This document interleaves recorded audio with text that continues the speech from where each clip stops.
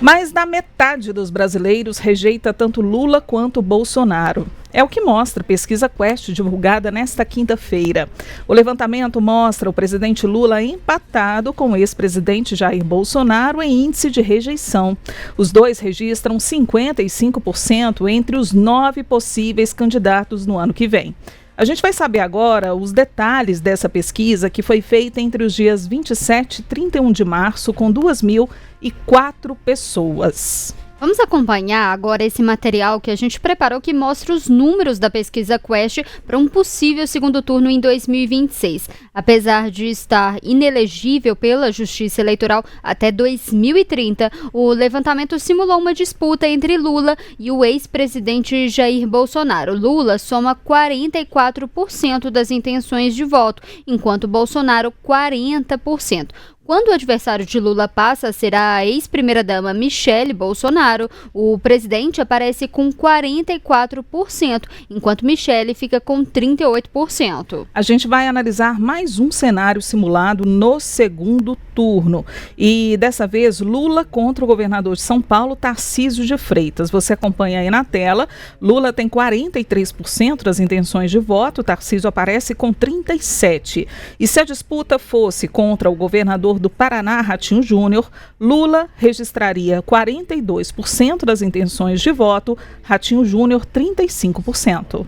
Se a disputa for com o influenciador Pablo Marçal, Lula aparece com 44% das intenções de voto, enquanto Marçal fica com 35%. Já em um cenário simulado entre Lula e Eduardo Bolsonaro, a pesquisa mostra que o presidente fica com 45%, enquanto Eduardo Bolsonaro consegue 34% das intenções de voto. Mais um cenário, agora Lula e o governador de Minas Gerais, Romeu Zema. Olha só, gente, segundo a pesquisa Quest, Lula fica com 43%, Zema com 31% das intenções de voto. E se a disputa fosse entre Lula e o governador do estado de Goiás, Ronaldo Caiado, Lula apareceria na frente com 44% contra 30% de Ronaldo Caiado. Temos ainda as informações sobre mais um recorte dessa pesquisa. Dessa vez, os entrevistados responderam se conhecem os possíveis candidatos e se votariam. Momento em que é possível medir também o índice de rejeição de cada um. A gente vê aí o presidente Lula, né, com 41% de conhecimento e 55% ali de desconhecimento. Pois é, a gente tem ainda na tela outros cenários. Em verde, você acompanha, né? Você tem os números de quem conhece e votaria naquela pessoa. Em vermelho mais escuro, aquelas pessoas que não conhecem e não votariam. Ou melhor, conhecem e não votariam. Então é o seguinte, o presidente Lula, a Letícia já trouxe, agora Jair Bolsonaro. 39% das pessoas conhecem e votariam. 55% das pessoas conhecem e não votariam. A gente tem ainda o cenário com a Michele Bolsonaro, né, a ex-primeira-dama, 30% conhecem e votariam, contra 48% que não votariam, apesar de conhecerem Michele Bolsonaro. A gente tem ainda Tarcísio de Freitas, com 26% de conhecimento. No entanto, 32% conhecem, mas não votariam no Tarcísio de Freitas. A gente tem ainda Eduardo Bolsonaro, né, Letícia? Pois é, o Eduardo Bolsonaro, 23% dessas pessoas entrevistadas votariam e 56% não votariam, apesar de conhecerem. E no caso do Pablo Marçal, 22% votariam nele, enquanto 45% não votariam. No caso ali do Ratinho Júnior, 20% votariam, enquanto 29% não votariam. No caso aqui de Minas Gerais, do governador Romeu Zema, a gente tem 24% dos entrevistados não votariam no governador, apesar de conhecê-lo, enquanto só 15% votariam nele. Ele tem um alto índice ali de desconhecimento, né? 61%. Pois é, e a gente tem ainda um outro cenário, né? Um outro ponto que é do Ronaldo Caiado, né? Do União Brasil.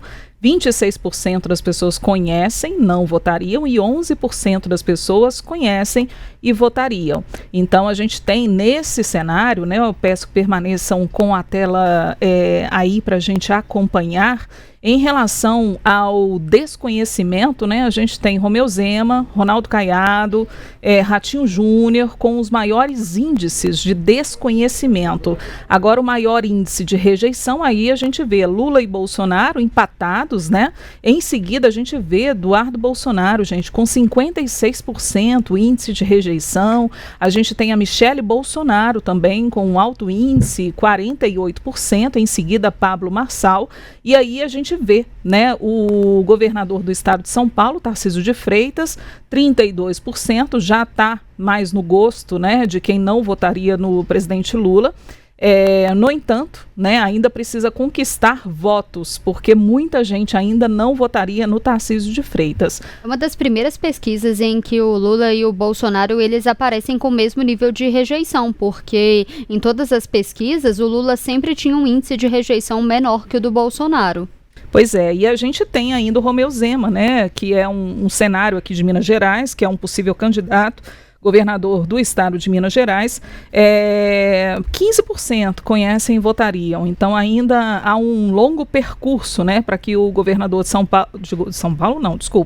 governador de Minas Gerais percorra, né, para que consiga realmente disputar com um dos dois candidatos. A gente tem Lula e Jair Bolsonaro como possíveis candidatos, mas a gente sabe que o ex-presidente Jair Bolsonaro, ele está inelegível, então não pode disputar até esse momento, as eleições em 2026. Então, possivelmente não estaria no páreo.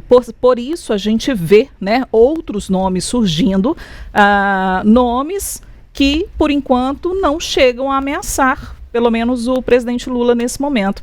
Larissa Arantes, o que você achou dessa pesquisa? Qual o seu olhar para esses números, Lari? Adriana, Letícia, primeiro, uma boa... Vocês detalharam bem os números, chamando atenção para esses pontos principais da Pesquisa Quest. Pesquisa Quest que a gente já tinha visto ontem e hoje outros números, né? Um novo enfoque, já com as simulações para a disputa de 2026. Mas o que mais me chamou mesmo a atenção, e inclusive o destaque da nossa, né, ali da chamada da nossa transmissão, é esse número, né, que tanto Lula quanto Bolsonaro têm 55% de rejeição entre os 9 possíveis candidatos em 2026, claro, considerando ali uma margem de erro de 2 pontos percentuais para mais ou para menos. E aí a gente vai pegando aí os desdobramentos disso, né? E vocês já destacaram, mas, por exemplo, tanto Bolsonaro quanto Lula seguem empatados ali com o deputado federal licenciado Eduardo Bolsonaro, que apresenta 56% de rejeição. Então, gente, para mostrar, e aí entrando em alguns dos comentários que a gente fez ontem, que a gente fez ao longo da semana, temos o nome do presidente Lula e o nome do ex-presidente Jair Bolsonaro, são 2 nomes muito conhecidos, ou seja, né, falou ali, são nomes que as pessoas vão identificar rapidamente, apesar de, claro, a Adriana bem lembrou que Bolsonaro está inelegível, mas continua sendo o principal cabo eleitoral da direita, e aí o desafio vai ser romper essa polarização que a gente comentava ontem, como que isso vai ser possível. E mais, em caso de tentativa de rompimento com essa polarização, Bolsonaro-Lula ou Lula um candidato da direita, se de fato vai haver a transferência de votos e como essa transferência de votos vai acontecer. Ok, nós ainda não temos um cenário fechado, o próprio presidente Lula tem evitado falar publicamente, cravar que será o nome, faz elogios públicos, por exemplo, ao ministro da Fazenda, Fernando Haddad, que pode ser também o nome da esquerda para disputar 2026, mas eu fico pensando em como seria, por exemplo, a transferência de votos de Jair Bolsonaro para, por exemplo, Tarcísio de Freitas. Tarcísio de Freitas, que a gente sabe que é o nome da direita, foi ministro da gestão do ex-presidente Jair Bolsonaro, mas, por exemplo, Tarcísio de Freitas, além de enfrentar ainda não um desconhecimento, mas ele não é tão amplamente conhecido neste momento que a gente está falando, né?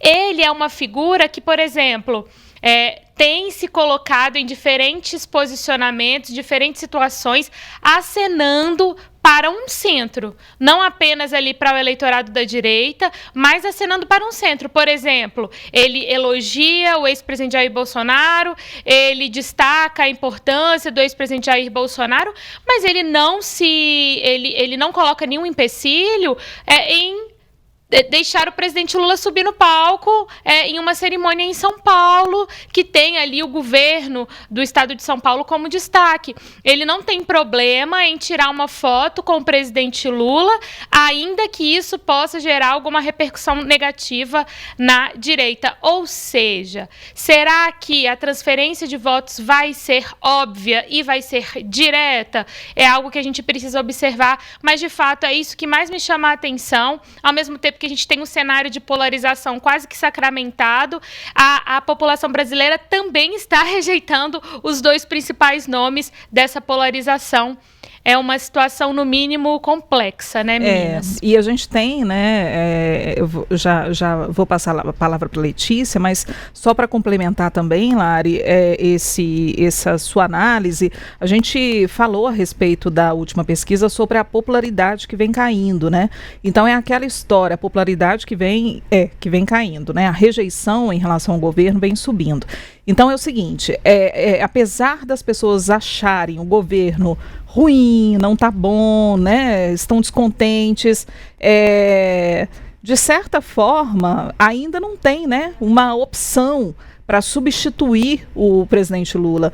O Lula continua sendo, pelo menos, a principal liderança, ou pelo menos assim, continua sendo, né, a principal opção para as pessoas, quando a gente traz esses cenários simulados, porque ninguém ameaça o presidente Lula num possível segundo turno, porque se tivesse tão ruim assim, e se tivesse também pessoas, né, nomes fortes para que pudessem disputar o cargo de presidência, e a gente vê também a fragilidade desses nomes, porque apesar, né, de uma importância política nas regiões em que representam, na região que representam mesmo, eles não têm força, né, nacional para disputar um cargo como o cargo da presidência. Eu ia falar justamente isso, porque o Lula ainda se apresenta como o maior agente ativo ali da esquerda, apesar dessa queda de popularidade. A gente tinha um cenário nessa pesquisa ali de segundo turno contra todos esses nomes que aparecem, e o Lula ainda ganharia de todos eles. Isso mostra ali que, apesar de toda essa queda de popularidade, a direita ainda não conseguiu ainda bater ali o Lula. A gente vê um cenário da população totalmente polarizada, votando em quem eles acham menos pior, no caso. E sobre essa questão que a Adriana falou, o Lula é a solução, mas também ele é o problema da esquerda, porque a esquerda fica totalmente dependente dele, mas ele também não faz um sucessor. A Larissa até comentou do presidente Lula fazendo alguns elogios ao ministro da Fazenda, Fernando Haddad, mas o que acontece? O Lula, até então, ele também não sai ali, ainda se coloca nesse ambiente de ser, talvez, o possível candidato. Quando foi o caso lá da Dilma, quando ele lançou a Dilma, um ano antes o Lula já andava com a Dilma, já fazia propaganda, em todo lugar que ele ia levava a Dilma. Agora a gente não vê isso, talvez é o Lula ainda tentando ali reverter essa queda de popularidade para ele mesmo se lançar como candidato. Mas sobre todos esses nomes ali da direita, a gente vê o Bolsonaro se colocando ali, sendo colocado nas pesquisas, apesar de estar inelegível, num cenário muito parecido com o que aconteceu com Lula em 2018, quando Lula também não podia se candidatar, mas até o último momento ele ficou se colocando como candidato, ele ainda aparecia ali nas pesquisas, e para muitas pessoas, essa demora ali do Haddad, do Lula falar que o Haddad seria o candidato naquele momento em 2018, atrapalhou o Haddad. O que a gente pode ver é que, não sei, o Bolsonaro, ele ainda, apesar da rejeição, ele representa uma fatia importante ali do eleitorado. Enquanto ele se coloca a todo momento ainda como candidato, ele tira espaço de quem que vai ser esse sucessor, fica menos tempo. Apesar disso, o Bolsonaro, ele também não pode se colocar fora do jogo, porque esse ainda é o capital político dele. Se ele já se coloca fora do jogo, ninguém vai lembrar que ele existe, né? Agora eu queria trazer também a reportagem da Ana Paula Ramos, né, hoje, que está publicada em otempo.com.br, trazendo uma informação importante que está diretamente relacionada à popularidade do presidente Lula, porque a gente tem um dado que a pesquisa Quest mostra que para 50% dos entrevistados, Lula piora quando aparece em público. Opa, mas aí tem alguma coisa errada. Por quê? A aposta não era comunicação? Exato, porque a aposta da Secretaria de Comunicação, do Sidônio Palmeira, é o quê? Trazer Lula, né, mais presente, fazer com que ele apareça mais, que ele faça, né, mais contatos e anúncios, esteja mais perto do eleitorado, esteja mais perto das pessoas, do povo, enfim, de empresários. Poxa, mas se aí a aparição de Lula gera um desgaste, é preciso equacionar esse problema. A coisa não está andando muito bem. 31% acham que a presença do presidente melhora a imagem, mas 50%, gente, é metade. Metade dos entrevistados acha que a aparição de Lula causa problemas. Talvez seja por algumas questões que a gente já trouxe aqui. O Lula já cometeu vários deslizes em público e principalmente em discursos, em falas de improviso. E a gente fez uma seleção aqui, é bom a gente recordar, porque dá também material para a gente comentar depois. Vamos acompanhar a primeira sonora, é o momento em que Lula fala do ministro Fernando Haddad. Essas são as últimas gafes, vamos dizer assim, do presidente Lula em público. Vamos acompanhar. Eu tenho a felicidade de ter o companheiro Haddad como ministro da Fazenda. Tenho a felicidade de ter um companheiro que nem sempre é o mais feliz quando pega o microfone. Eu falo para Haddad, você tem que passar um pouco de charme. Você tem que... Eu falava para Dilma, passa uma lágrima, deixa cair uma lágrima pelo menos. Você fica emocionada que nem ficou a Tassiana, deixa cair uma lágrima, não segura. Porque chorar não é um gesto de covardia, é um gesto de emoção que nem todo mundo consegue ter. Só as pessoas que têm dignidade e caráter é que podem chorar. Pois é, e aí nesse evento também houve, né, uma fala relacionada à ministra de Relações Institucionais, Gleisi Hoffmann, falando, né, que Lula, para promover esse maior diálogo com o parlamento, ele tinha escolhido uma ministra por ser bonita. Vamos acompanhar. E é muito importante trazer aqui o presidente da Câmara e o presidente do Senado. Porque uma coisa, companheiros, que eu quero mudar, estabelecer a relação com vocês, por isso eu coloquei essa mulher bonita para ser ministra de Relações Institucionais, é que eu não quero mais ter distância entre vocês.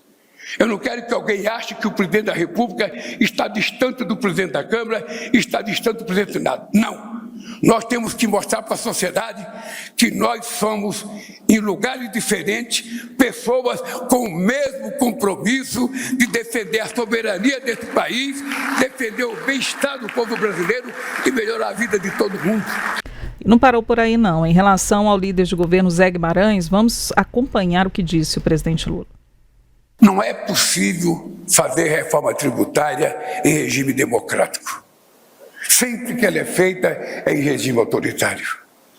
E nós conseguimos fazer com a participação de todos os deputados e senadores, e nós só temos 9 senadores no Senado em 81 e só temos 70 deputados em 513. E nós fizemos isso muito por conta da competência do nosso deputado, na Câmara pelo trabalho primordial do Guimarães, desse cabeçudão do Ceará, e pelo companheiro Jacques Wagner, que é um companheiro da mais alta qualidade de negociação, além dos nossos líderes.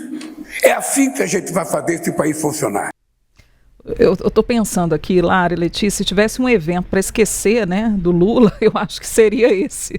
Porque foi uma gafe atrás da outra, foi uma declaração infeliz atrás da outra, e se tivesse que esquecer, o dia 12 de março foi o dia mais infeliz, talvez, da agenda do presidente Lula. Mas por falas assim, gente, que é possível, né, a gente perceber ou entender como a aparição de Lula pode trazer danos à popularidade dele, né? E aí resta ao Sidônio Palmeira tentar resolver essa situação, mas ele hoje já falou também que o problema dos ministérios, né, são dos ministros. É porque todo mundo tem essa mania, né, de jogar como todo problema é comunicação, mas comunicação é aquilo, comunicação não é ciência exata. Você pode apostar em uma coisa e dar muito certo, mas também pode dar muito errado. A gente até falou isso ontem, a Larissa levantou essa bola, de que se estava se jogando ali tudo para comunicação e estava esquecendo, estava escondendo um real problema. Cadê os ministros? Cadê os ministérios? O que eles estão fazendo? Qual que é a marca desse governo?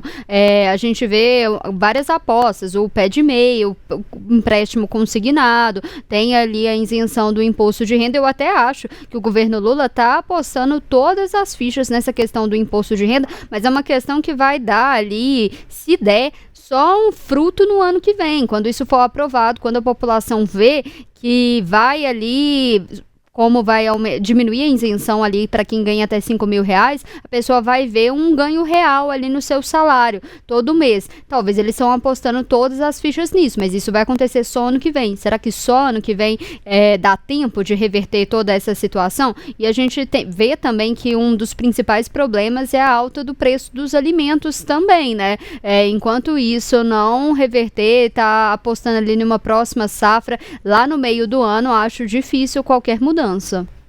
Sim, e é muito importante isso, principalmente que você citou a respeito da questão da isenção do imposto de renda, Letícia, porque, assim, ok, é uma grande aposta do governo, etc., mas vai demorar ainda para dar frutos, né? E a gente está dizendo de um cenário que já é preocupante em 2025, com as eleições já no ano que vem, e como que o governo vai ancorar uma esperança, né? Uma esperança de crescimento, uma esperança de reversão da desaprovação, né? Da reprovação que vai só aumentando, vai ancorar nisso, ainda depende de um embate no Congresso Nacional. A gente lembra que o governo não tem tido uma situação muito facilitada junto ao Congresso, a relação não está ruim, mas ao mesmo tempo que a gente viu em diversos momentos o governo não conseguindo nem mesmo os votos de parlamentares que integram partidos que estão no governo federal, ou seja, que têm ministérios, estão aí comandando ministérios. Então, apostar demais, eu acho que a gente pode colocar nesses termos, apostar demais em algo que ainda depende não só de um longo caminho no Congresso, como também precisa de um tempo para render consequências, render impactos positivos, a ponto da gente ver isso nas pesquisas de opinião. Então, é uma situação que a gente, ok, né? É uma proposta importante, demorou muito tempo para de fato seguir para o Congresso, para o governo chamar ela para si, mas que ainda vai demorar a render frutos para o governo, e aí pode ser tarde demais, né, meninas? E o governo está insistindo muito, né? A gente vai até Sim. depois chamar a Ana Paula Ramos para poder falar sobre o evento de hoje, mas esse evento de hoje o Lula ficou insistindo ali, falando do Bolsonaro.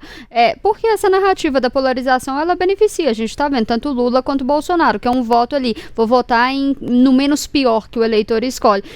Mas talvez a população está querendo ali medidas de fato, o que vai melhorar na vida delas. A população está cansada, talvez, dessa polarização. Enquanto vê a popularidade comprometida, né, o presidente Lula, como disse a Letícia, promoveu nessa quinta-feira um evento para apresentar as ações dos 2 primeiros anos da gestão. A repórter de O Tempo em Brasília, Ana Paula Ramos, acompanhou, tem os detalhes para nós. Oi, Ana, boa noite para você. Boa noite, Adriana, Larissa, Letícia, uma ótima noite a todos que nos acompanham. Então, diante desses números aí que mostram uma queda, né, da aprovação do governo Lula e da popularidade do presidente, coincidência ou não, o governo realizou hoje um evento para apresentar aí um balanço dos 2 anos desse mandato. O mote era o Brasil dando a volta por cima, e a intenção era mostrar que o Brasil se recupera da gestão de Jair Bolsonaro. Por isso, como a Letícia comentou, a importância de fazer essa comparação com o governo anterior. E a apuração do nosso repórter Levi Guimarães, o evento ele teve um tom de campanha mesmo. O presidente mostrou ali que a prioridade dele vai ser beneficiar a classe média, tentar recuperar essa popularidade junto à classe média. Por isso ele fez questão de anunciar um programa hoje, o Minha Casa Minha Vida, para a classe média, ou seja, para quem ganha ali acima de 2 salários mínimos. Ele também destacou, né, o projeto de ampliação do imposto de renda, da isenção para quem ganha até R$5 mil. E ele também comentou, a gente já falou aqui, né, no programa, sobre o programa Celular Seguro. A gente comentou que a questão do roubo e furto de celular tem sido uma preocupação do governo, mas o curioso também é que essa foi a única menção do tema de segurança pública nesse balanço aí de 2 anos de mandato. O presidente só teve isso para apresentar. O grande destaque mesmo do governo foi a área da saúde, a entrega de ambulâncias do SAMU, o programa Mais Médicos e também o Farmácia Popular 100% gratuito. Volto com vocês, meninas. Pois é, a gente viu a Ana Paula falando os principais focos. A classe média, que é o eleitor que o Lula, né, não conseguiu conquistar na última eleição, ele lançando a questão tanto do imposto de renda mesmo, essa faixa ali de R$5 mil, era a população, o eleitor que não vota no Lula, ele lançando esse programa, e a questão também do celular seguro, essa questão da segurança. A gente viu até ontem na pesquisa que esse tema da segurança pública é um dos principais gargalos desse governo. Mas durante esse evento, como a Ana Paula falou, a gente tem até um trecho mostrando o presidente Lula reforçando esse discurso de prosperidade do governo. Vamos acompanhar. Eu quero terminar agradecendo aos ministros e ministras que foram responsáveis pelo que nós alcançamos até agora. Quero agradecer aos deputados e senadores que, tanto no Senado como na Câmara, são responsáveis de apoiar, possivelmente, a maior quantidade de projetos já aprovados por um governo em apenas 2 anos. O Brasil já teve presidentes com ampla maioria no Congresso Nacional que não conseguiram aprovar a quantidade de coisas que nós conseguimos aprovar. Por isso, meu muito obrigado a deputados, muito obrigado a senadores e muito obrigado à sociedade brasileira por acreditar que este Brasil será definitivamente uma nação rica, uma nação próspera e uma nação em que homens e mulheres e crianças conquistarão definitivamente o direito de andar de cabeça erguida para que a gente possa voltar a sorrir nesse país. Muito obrigado, companheiros e companheiras. Só antes da gente ir para o próximo tema, eu queria aqui registrar algumas participações no nosso chat no YouTube. E o Joel falou justamente de uma notícia que saiu agora há pouco. O Felipe Neto se colocou ali como pré-candidato à presidência da República, né? Não sei o que vocês acham. Se tivesse falado antes, a gente tinha um cenário com o Felipe Neto. Não deu então, gente, não deu. Tava, inclusive, trocando mensagens com vários editores do Jornal Tempo nesse momento, porque várias pessoas chamando a atenção para o tom que pode ser entendido como jocoso na fala do Felipe Neto, né? E que pode ser toda uma jogada de marketing mesmo para ele lançar um novo produto. Fato é que é um vídeo em que ele se anuncia como pré-candidato à presidência da República de fato, faz uma reflexão ali sobre os posicionamentos políticos e por que ele se afastou da política. Então, a notícia está aí, mas, de fato, né, os seguidores do Felipe Neto apontam ali o que pode ser uma brincadeira ou uma possível ação de marketing. E aí, só para fazer um adendo aqui,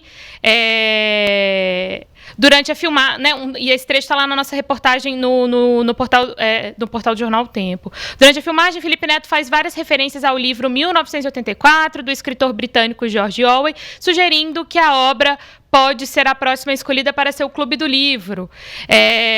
Um dos indícios mais evidentes é a menção ao lançamento de uma nova rede social chamada Nova Fala, uma alusão direta ao idioma fictício criado pelo governo totalitário na narrativa de Orwell. Ou seja, se é uma ação de marketing ou não, eu acho que já começa bem sucedida, tá todo mundo falando disso, mas não deixa de ser ele também anunciando a sua pré-candidatura, e aí eu estava entretida aqui trocando várias mensagens para tentar mostrar para o nosso leitor também esse contraponto, apontado inclusive pelos seguidores do Felipe Neto. Vamos ver como é que essa história vai se desenrolar amanhã, né, pessoal? Aí já pensou como ministro da Cultura, né? Lucas Neto. No vídeo ele fala ministério, que pode criar o Ministério da Verdade. Imagina isso, gente. Aí o Lucas Neto, com toda a turma, né, do Lucas Neto, a Gi, todo mundo fazendo parte do governo do Felipe Neto. Aí vai ser difícil. Mas não é nem 1º de abril, né? Se tivesse falado isso 1º de abril, ia ser mais coerente. Porque o prefeito de Sorocaba, ele lançou uma candidatura também, mas era 1º de abril no dia. 1º de abril. Teve deputado falando que ia deixar o país, que ia deixar de deixar a política, depois falando que era 1º de abril, mas enfim, né? De Felipe Neto a gente aguarda os próximos capítulos. Né? Já foram tantas idas e vindas, etc., que a gente fica pensando o que de fato a gente pode afirmar sobre sobre esse vídeo, né? Várias possibilidades. Então a gente levanta as possibilidades. O que vai ser de fato, a gente vai observando aí nos próximos dias, nos próximos capítulos. Mas fato é que o embaixador está firme, né? Pelo menos o embaixador está aí. O embaixador Gustavo Lima? Não, ele tirou. Ele retirou a candidatura. Eu ia até falar isso, que na ausência de Gustavo Lima, a gente tem Felipe Então não Neto. tem mais Gustavo Lima e você. Não temos mais o embaixador como pré-candidato à presidência da República. Olha só, gente. Muito bem. Olha aí. Brasil 2025. Olha que momento.